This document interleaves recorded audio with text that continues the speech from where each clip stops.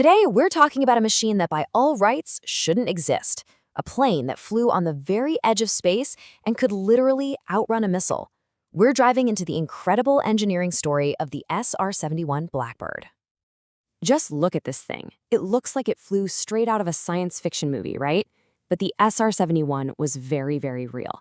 And it was designed to operate in an environment more hostile than any aircraft before it, pushing the absolute limits of what we thought was possible in aviation. So how fast are we talking? Mach 3.2.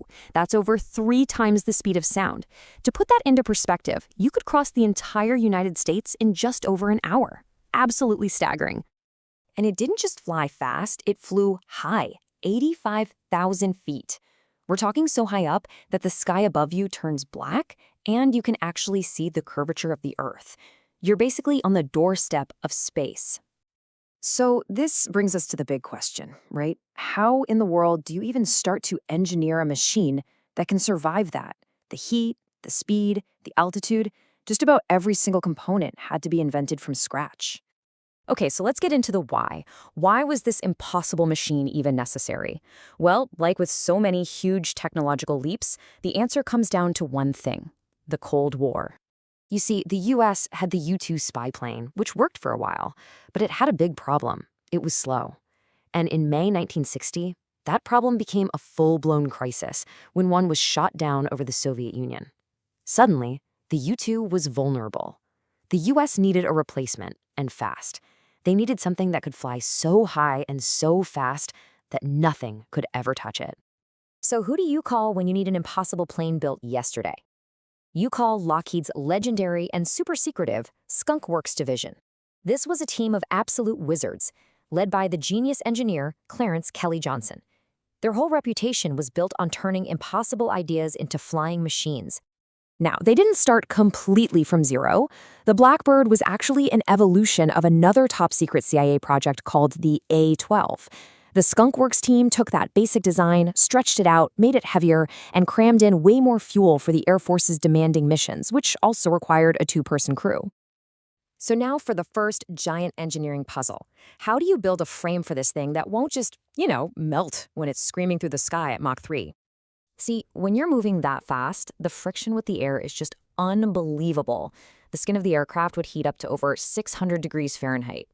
Your standard airplane, which is mostly made of aluminum, would just turn to mush at those temperatures. It would literally be destroyed. The only answer was titanium. But here's the thing, back in the 1960s, building a plane that was 85% titanium was completely unheard of. They had to invent everything, brand new tools, totally new fabrication methods. They literally had to rethink the entire process of how you even put an aircraft together. And this is where things get really wild. To handle all that heat, the plane had to expand a lot. So how'd they solve that? Well, they built it to be loose on the ground. Seriously, the fuselage panels actually had gaps between them because the engineers knew that once it got up to speed and heated up, everything would expand and fit together perfectly. And what's the side effect of building a plane that's designed to be loose? Well, it leaks. Before takeoff, sitting on the runway, the Blackbird would literally be dripping its special JP-7 fuel all over the tarmac. The only way to seal the tanks was to get airborne, accelerate, and let the heat do its job. Absolutely bonkers.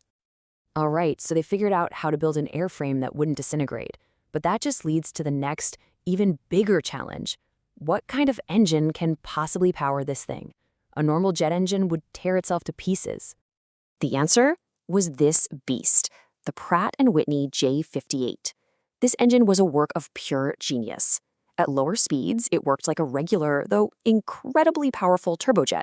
But as the plane screamed past Mach 2, a whole series of bypass tubes would open up and the engine would basically transform itself into a ramjet mid-flight. And this chart really shows you just how unique this system was. Get this, at top speed, the actual engine core was only providing about 18% of the thrust, less than a fifth.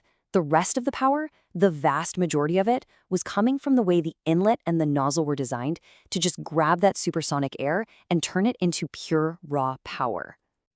So let's take a look at how this worked. You see that giant spike at the front of the engine? That wasn't just for show, it actually moved back and forth.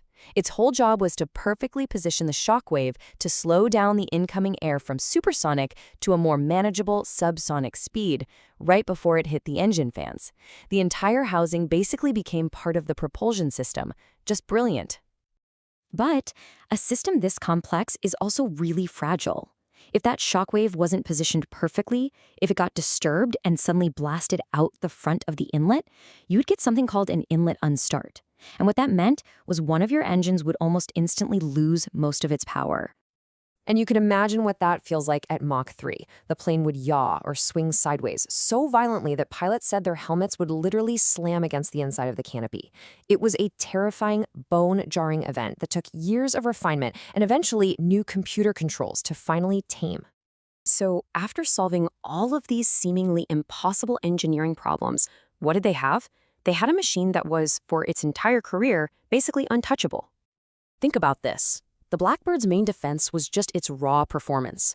If an enemy fired a surface-to-air missile at it, the pilot's standard procedure wasn't to dive or swerve. Nope, they were trained to just push the throttle forward and outrun it. They would literally accelerate and fly away from the missile. So after more than 30 years of service, flying thousands of dangerous missions deep in hostile territory, how many Blackbirds were ever lost to enemy action? The answer is right there. 0. Not a single one. When the Blackbird was finally retired in the late 1990s, it went from being this top-secret tool of the Cold War to what it is today, a celebrated icon of aviation history. It's a machine that still inspires this sense of awe in a whole new generation of engineers and pilots. In the end, the SR-71 was so much more than just an aircraft. It was a statement. It was a monument to what's possible when engineering ambition just flat out refuses to accept limits. And it leaves us with a big question. In our age of satellites and drones, will we ever see its like again? It really makes you wonder.